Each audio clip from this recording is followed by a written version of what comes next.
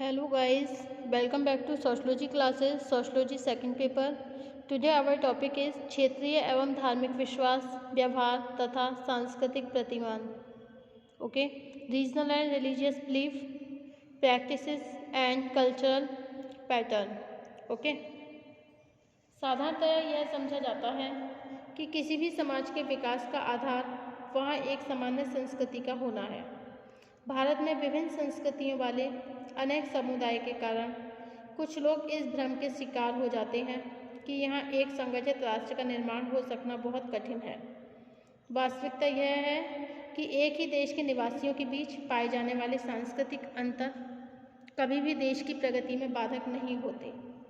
विभिन्न संस्कृतियों का विकास भौगोलिक आवश्यकताओं, निर्जातीय पृष्ठभूमि, धार्मिक विश्वासों तथा प्रौद्योगिक विकास के अनुसार होता है.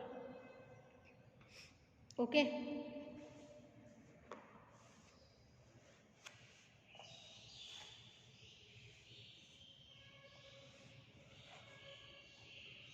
भारत इतना विशाल देश है कि एक ही ऋतु में यहाँ के विभिन्न क्षेत्रों में सभी ऋतुओं की जलवायु मिल जाती है. संसार के सबसे ऊंचे पर्वत, शिखर, घने वन, रेगिस्तानी क्षेत्र और पठार यहाँ के भौगोलिक भिन्नताओं को स्पष्ट करते हैं. ओके, भारत की आधे से भी अधिक सीमा समुद्रों से घिरी हुई है. मूल रूप से एक ग्रामीण देश के होने के बाद भी यहाँ के विशाल नगरों की संस्कृति ग्रामीण जीवन से बिल्कुल भिन्न है. देश के विभिन्न भागों में सैकड़ों बोलियां प्रचलित हैं. आदिवासियों की लगभग सामाजिक, सांस्कृतिक और धार्मिक विशेषताएं दूसरे समुदायों से काफ़ी भिन्न हैं. यहाँ की जनसंख्या में लगभग सभी प्रमुख जातियों के और प्रजातियों के शारीरिक लक्षण का अद्भुत मिश्रण देखने को मिलता है. स्पष्ट है कि भारत की सांस्कृतिक, धार्मिक विविधताएं ही यहाँ की समन्वित संस्कृति, कंपोजिट कल्चर का प्रमुख आधार है. इन्हें समझने के लिए आवश्यक है कि भारतीय समाज की भाषाई भिन्नताओं तथा जातिगत विभाजन के साथ धार्मिक विश्वासों, व्यवहार के विभिन्न रूपों एवं सांस्कृतिक प्रतिमानों की भिन्नता को भी समझा जाए. अब नेक्स्ट है धार्मिक विश्वासों की भिन्नता, diversity of religious belief. Okay, next topic क्या है? Diversity of religious belief. Okay, धार्मिक विश्वासों की भिन्नता. भारतीय समाज की सांस्कृतिक विविधता को समझने के लिए आवश्यक है कि सबसे पहले हम यहाँ धार्मिक विश्वासों की भिन्नता पर विचार करें. वास्तव में विश्वास धर्म का सबसे महत्वपूर्ण अंग है. यह विश्वास उन विचारों के रूप में होते हैं जिनकी व्याख्या एक विशेष धर्म के गुरुओं अथवा पुरोहितों द्वारा की जाती है. धार्मिक विश्वासों की प्रकृति जिस तरह की होती है उसी के अनुसार लोग अपने सामान्य जीवन में व्यवहार करते हैं. जो व्यवहार धार्मिक विश्वासों से जुड़े होते हैं उन्हीं को संस्कार तथा अनुष्ठान कहा जाता है. यह अनुष्ठान पूजा के एक विशेष तरीके, समारोह के आयोजन अथवा जादू टोने के रूप में भी हो सकता है. साधारणतः यह समझ लिया जाता है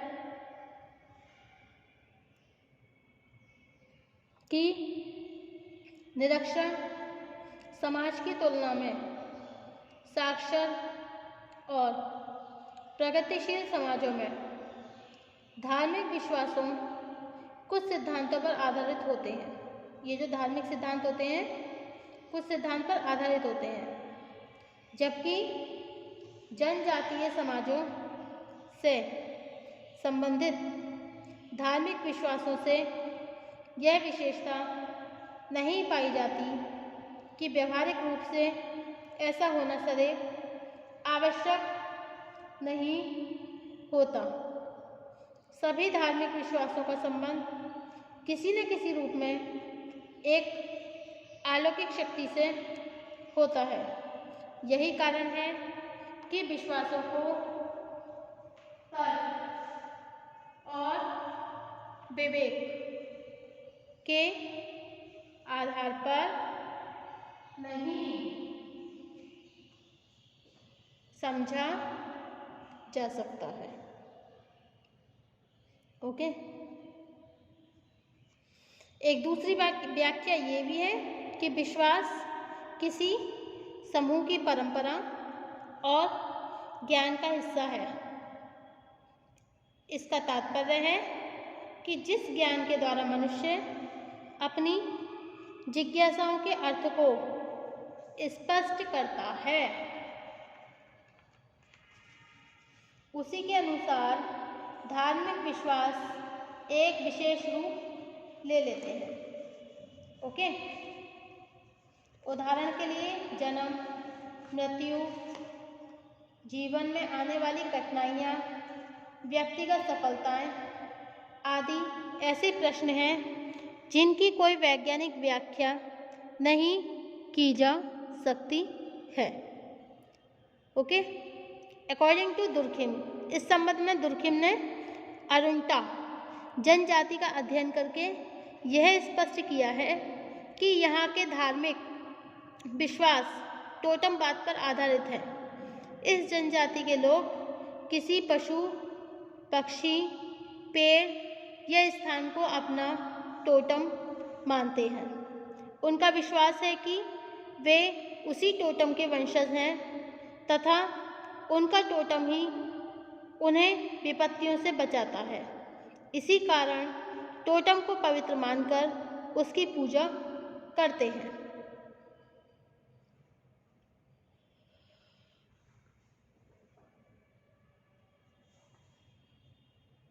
ओके।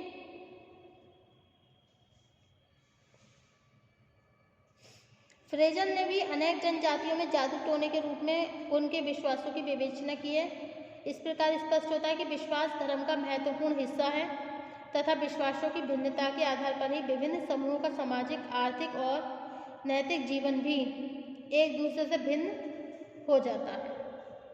इसका तात्पर्य है कि भारतीय समाज में धार्मिक विश्वासों की भिन्नता को समझने के लिए विश्वासों के विभिन्न रूपों, विभिन्न समाजों में उनसे संबंधित व्यवहारों को समझना आवश्यक है।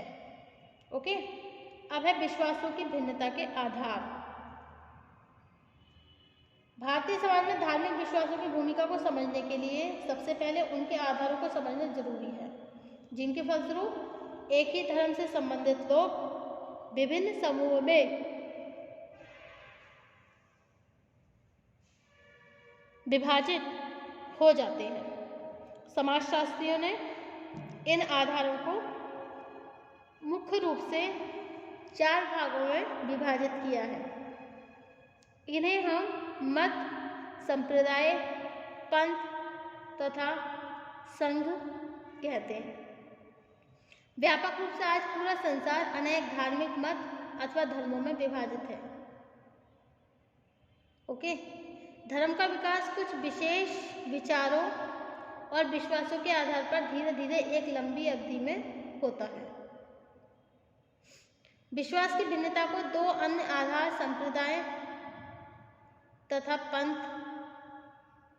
संप्रदाय और पंथ किसी धर्म के अंदर विकसित होने वाली वे शाखाएं और उपशाखाएं हैं जो अलग अलग विश्वासों, मार्गों, पाठ और उपासना के तरीकों द्वारा लोगों के ईश्वरीय शक्ति से जोड़ने का काम करती है। साधारणतया जब किसी धर्म से संबंधित विचार या सिद्धांत व्यवहारिक नहीं रह जाते तो उन्हें समझना बहुत कठिन हो जाता है। तब एक ही धर्म के अंतर्गत और एक ही धर्म के अंदर जिस नई शाखा का विकास होता है उसी को हम संप्रदाय कहते हैं। ओके,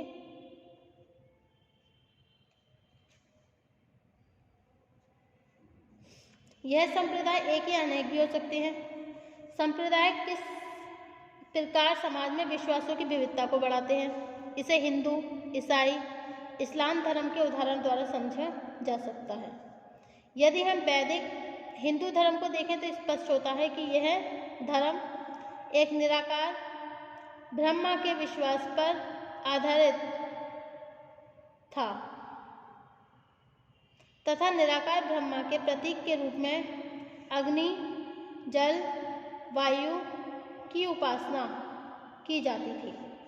इस धर्म के सिद्धांत कुछ कठिन होने के कारण जब पुराणों में विष्णु, शिव, दुर्गा, बहुत सी दूसरी देवी देवताओं की शक्ति का वर्णन किया गया, तब हिंदू धर्म 3 मुख्य संप्रदायों में विभाजित हो गया। इन्हें हम वैष्णव संप्रदाय, शैव संप्रदाय तथा शाक्त संप्रदाय कहते हैं।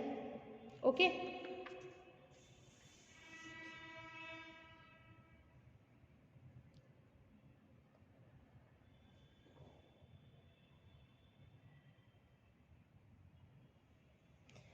इसी के फलस्वरूप हमारे समाज में धार्मिक विश्वासों की भिन्नता आज सबसे अधिक देखने को मिलती है। ओके, अब नेक्स्ट टॉपिक होगा हमारा धार्मिक आचरणों अथवा अनुष्ठानों की भिन्नता, डाइवर्सिटी ऑफ रिलीजियस प्रैक्टिसेस और rituals. Thank you for watching my YouTube channel. Thank you so much guys. Thank you.